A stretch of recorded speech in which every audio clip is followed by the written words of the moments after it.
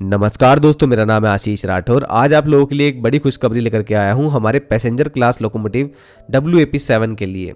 दोस्तों, अभी तक WAP7 लोकोमोटिव भारत का सबसे सफल पैसेंजर क्लास लोकोमोटिव बन चुका है और अब भारतीय रेलवे का विश्वास इस पर बहुत बढ़ चुका है, क्योंकि आज भारतीय रेलवे में लॉन्ग डिस्टेंस ट्रेन और जो ज़्यादा कोचेस के साथ ट्रेनें चल रही हैं उनके लिए सबसे पहली पसंद WAP7 ही है।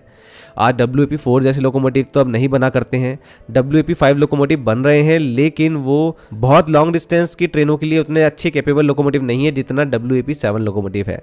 WAP7 लोकोमोटिव भारतीय रेलवे ने ही निर्मित किया है WAG9 लोकोमोटिव के अंदर गियर रेशियो और टेक्निकल फीचर्स को चेंज करके। ये passenger class locomotive Co Co bogie based है। 3 एक्सेल इसमें आगे होते हैं, 3 एक्सेल इसमें पीछे होते हैं। 6350 हॉर्स पावर का ये लोकोमोटिव 9000 HP तक भी अपग्रेड हो सकता है। इसका फ्रेट वर्जन आज सीमेंस बना रहा है 9000 HP का, और इसका पैसेंजर क्लास लोकोमोटिव WAP7 है। और अब समय आ चुका है दोस्तों WAP7 का एरोडायनेमिक जो वर्जन था WAP7 AD, ये बम्पर प्रोडक्शन में जाए और आखिरकार वो प्रोग्राम शुरू होने वाला है प्रोडक्शन का। आप लोगों के सामने डेटा रख रहा हूं जो ऑफिशियल अभी निकल के आया है। तो दोस्तों, ये है रेलवे बोर्ड का यहाँ पर लेटर प्रोडक्शन यूनिट्स को, जिसमें Chittaranjan locomotive works, Banaras locomotive works और पटियाला लोकोमोटिव वर्क्स को जानकारी दी गई है। इन तीनों में ही प्रोडक्शन होना है। कैसे होना है, क्या होना है, वो नंबर आप लोगों के सामने है। सबसे पहली बात तो यहाँ पर पैसेंजर क्लास लोकोमोटिव जो बनने वाला है वर्ष 2026-27 में और वर्ष 2027-28 में, वो है WAP7। तो अब भारतीय रेलवे का पूरा फोकस चला गया है WAP7 की तरफ। और जो वर्ष 2021-22 और 23 में हमने बहुत ज़्यादा गिरावट देखी थी WAP7 के प्रोडक्शन में, आखिरकार वो दोबारा से रैंप अप होना शुरू हो गई थी 2024-25 में, और मैंने आप लोगों को आंकड़े सामने रखकर जानकारी दी थी। अब यहाँ पर ये नया प्रोडक्शन प्लान भी यही कह रहा है कि अब तो WAP7 ही बनने वाले हैं। अब दोस्तों, सबसे पहली बात तो नॉर्मल WAP7 जो है, जो एरोडायनेमिक नहीं है, वो BLW में बनेंगे 76, CLW में नहीं बनने वाले हैं। CLW का ज़्यादातर फोकस अभी WAG9 पर है। PLW में 250 तो टोटल 326 WAP7 जो नॉर्मल है वो बनने वाले हैं वर्ष 2026-27 के फाइनेंशियल ईयर में, जो कि अब शुरू हो चुका है अप्रैल से। और जो 27-28 में प्रोडक्शन प्लान है वो इस प्रकार है। CLW में एक भी नहीं बनेगा, और 106 BLW बनारस लोकोमोटिव वर्क्स में बनेंगे और PLW में 81, तो 187 लोकोमोटिव्स बनने वाले हैं अगले फाइनेंशियल ईयर में भी WAP7 नॉर्मल।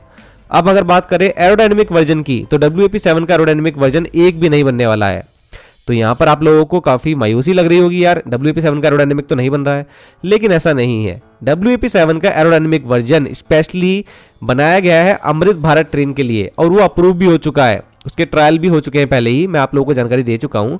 तो और कुछ रेल फैंस ने इसको देखा भी है और इसका प्रोडक्शन थोड़ा थोड़ा चल रहा है, लेकिन अभी किस तरीके से चलेगा वो आप लोगों के सामने है। WAP7 अमृत भारत, ये एक एरोडायनेमिक WAP7 ही होने वाला है। जैसे कि हम पहले भी देख चुके हैं, 2 जोड़ी लोकोमोटिव एक ट्रेन में लगेंगे, क्योंकि अमृत भारत ट्रेन में 2 लोकोमोटिव लगते हैं जो कि पुश पुल मोड में काम करते हैं। अमृत भारत ट्रेन को मैं पहले बता चुका हूं कि अब WAP7 से ही चलाया जाएगा, WAP5 को अब नहीं बनाया जाएगा अमृत भारत ट्रेन के लिए आगे। और प्रोडक्शन में भी अब वो दिखाई देने लगा है।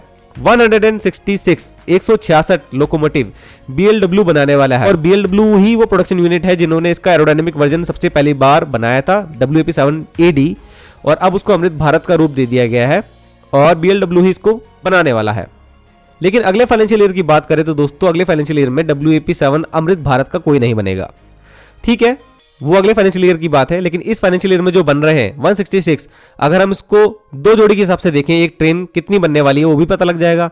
तो 83 लोकोमोटिव की जोड़ी होगी, मतलब 2 लोकोमोटिव की जोड़ी, जिससे एक ट्रेन चल सकेगी अमृत भारत। तो मतलब अभी इस फाइनेंशियल ईयर में जितने लोकोमोटिव बनाए जाएंगे उससे 83 अमृत भारत ट्रेनें बन सकती हैं। जैसे कि मैं आप लोगों को बता चुका हूं कि अमृत भारत ट्रेनों को बनाने का प्लान अब 150 तक पहुंच चुका है, और 150 में अभी 30 के आसपास सर्विस शुरू भी हो चुकी है भारतीय रेलवे में। तो ऐसे में 83 ट्रेनें और आ सकती हैं। तो प्रोडक्शन तो काफी तेजी से चल रहा है, और अमृत भारत ट्रेनों का सिलसिला इस तरीके से ही चलता रहेगा, लॉन्च होने का, बम्पर लॉन्च होते रहेंगे इस साल भी। यहां से ये आश्वासन मिलता है। तो टोटल 492 लोकोमोटिव बनने वाले हैं 2026-27 में, और 187 लोकोमोटिव बनने वाले हैं 2027-28 में। इस बार प्रोडक्शन इसलिए बढ़ा है क्योंकि अमृत भारत ट्रेन का लोकोमोटिव ज्यादा बनाया जा रहा है। और दोस्तों, मैं ये भी चाहूंगा, अब ये भी समय आ चुका है कि भारतीय रेलवे को नॉर्मल WAP7 को भी WAP7 एरोडायनेमिक से बदल देना चाहिए। लुक भी अच्छा है, एरोडायनेमिक लोकोमोटिव अच्छा भी लगता है और हमारी नॉर्मल ट्रेन में लगा हुआ बढ़िया लगेगा।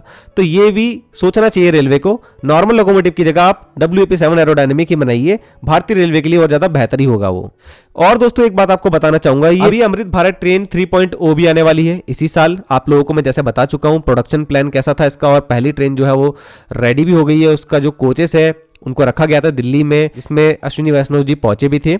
अब ये ट्रेन अप्रूव भी होनी है आने वाले भविष्य में, और एयर कंडीशन कोच भी इसके अंदर होने वाले हैं। ये एक लॉन्ग ट्रेन होगी, एयर कंडीशन कोचेस की वजह से लोड भी बढ़ जाता है ट्रेन का, मतलब जो सप्लाई चाहिए होती है इलेक्ट्रिसिटी की वो सीधा लोकोमोटिव से मिले, ज़्यादा बेहतर होगा, और ट्रेन का वेट भी बढ़ जाता है। ऐसे में WAP7 से बढ़िया चॉइस तो कोई हो ही नहीं सकती अमृत भारत 3.0 ट्रेन को चलाने के लिए।